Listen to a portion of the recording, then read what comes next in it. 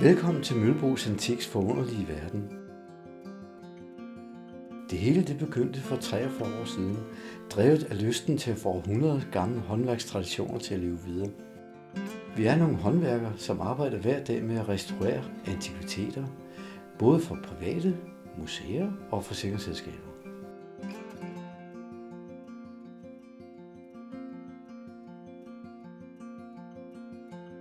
Hver dag dukker der folk op med antikviteter, de har arvet eller finder på vores 2.000 kvadratmeter lager, og det kan vi restaurere, som de har behov for.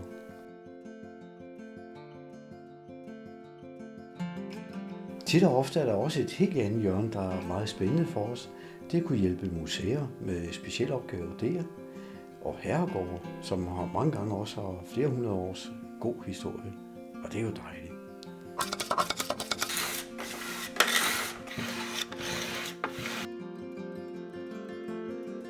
Tit og ofte er det massive møbler i fyre og eg og mahogni. Det kan være noget, der er bare 50 år gammel, 100 år gammel til 200.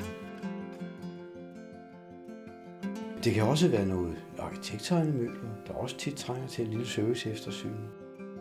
Så er der også andre teknikker. Det kan være almuemaling, hvor vi går hen og maler det i bløde, varme farver.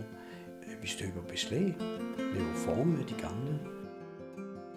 Andre ting, der også er på repertoiret, det er jo at dreje ting ud. Et ben kan være for ormet eller knække og andre små detaljer. I andre sammenhænge, så er det måske lister, der mangler. Der vil vi gå hen og forarbejde den, så de ligner de gamle originale. Tit og ofte, så tager vi et profilhøvl og høvler den op på håndkraft. Eller også så sætter vores maskiner op til det, for det har vi jo også. Så der er mange måder, vi kan hjælpe på, og gøre det gerne.